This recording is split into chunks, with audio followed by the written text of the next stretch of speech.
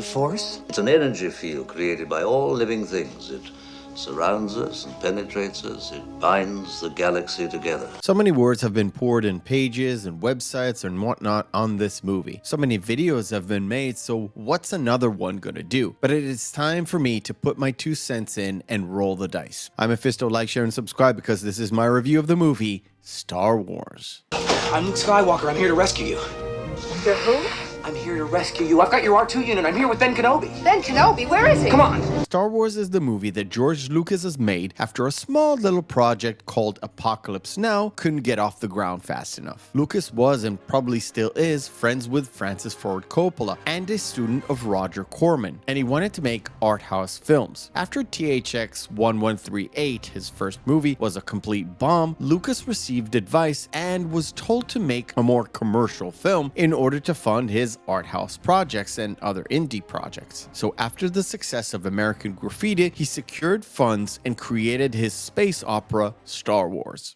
I'm a member of the Imperial Senate on a diplomatic mission to Alderaan. You are part of the Rebel Alliance and a traitor. Take it away! And if you're confused, you are correct. This movie is now better known as Star Wars Episode 4: A New Hope. This was of course changed back in April 10th, 1981, retroactively to match in the sequel, The Empire Strikes Back. The movie begins straight into the action as an Imperial ship gives chase to a small little vessel, and upon capture, the small vessel ejects a life pod. Within it, 2 droids sent by Princess Leia to find General Kenobi and request for his help. The droids come into the possession of Uncle Owen and his young nephew Luke, but on a routine cleanup, Luke discovers a part of a message from the princess.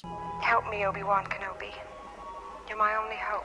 Luke has heard the name Kenobi before and suspect that Ben Kenobi, a hermit that lives close by, might know all about this. And this message puts him on the path of discovering more about his father, the Jedi Knights, and the Force. And the Force is what gives the Jedi his power. The 2 team up to get off the planet with a little bit of help from a smuggler called Han Solo and make their way to try and free the princess from the clutches of Darth Vader and the Empire. I have a very bad feeling about this. Turn the ship around. Many YouTube videos have been made about this film, dissecting every part of it, limb from limb, the pop culture impact of it, and whatnot. But I will say this, there are 2 things that happened to me when I first saw this movie, and throughout the years I came to find out that it impacted a lot of other well-known movie directors that I know and love. First, it is the opening crawl. Laying down the foundation of the story is something that was so unique and so simple that it left an impression on pop culture and movie history forever. You can only do a crawl like this as a homage and nothing more in any other movie. It serves as a prologue, and as the movie starts, you know exactly who is against who and who you should probably root for.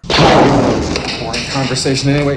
Luke, we're gonna have company! But it also allows the second thing to happen, immediately throwing you into the action. At first, you're looking at this small craft attacked, and then immediately, the entire screen is filled by this monstrous ship. Countless directors have been inspired by this moment to make their own films and inspire other people.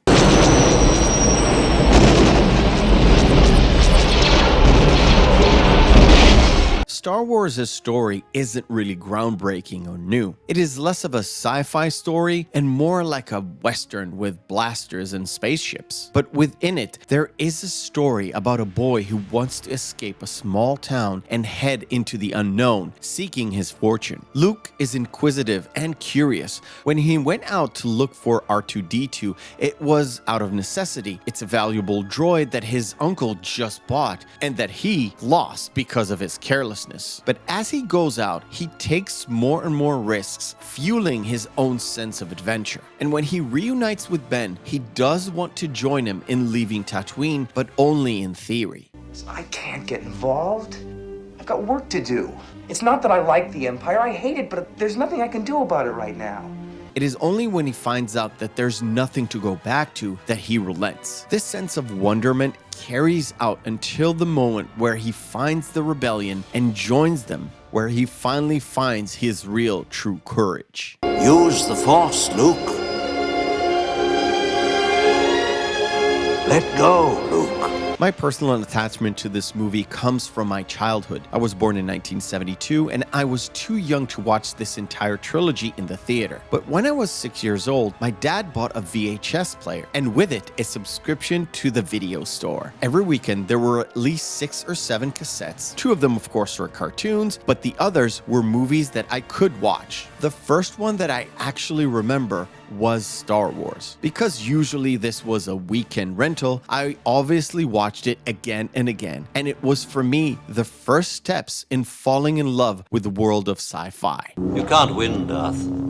If you strike me down, I shall become more powerful than you can possibly imagine. This particular movie is what led me to Star Trek, the old Battlestar Galactica TV series, and weirder movies like Black Hole and Battle Beyond the Stars. All of them watched on VHS tapes. For many years, the trilogy was at the top of my personal favorite top 20 of all time. I will give it credit for opening the way into loving movies in general as well. But I was never a rabid fan of Star Wars like many of my generation. Today, I have a love-hate relationship with the entire franchise, but it did start the day George Lucas touched the trilogy and updated it to be released back in 1997. The moment he did that and went down the path of the prequels, my love for the entire franchise kind of went off the cliff. To this day, I still own this special edition copies of all 3 movies that George Lucas supposedly improved on, and they're all on VHS tapes. For years, it was hard for me to watch them even on DVD copies, especially the first one, because I hated the changes. But after watching a random video on YouTube, I discovered that someone compiled a copy of my beloved Star Wars in their original form, and since then, that is the only copy I can stand watching. And I rediscovered my love for the original film. And I even hate calling it A New Hope, because for me, it was always Star Wars. Remember,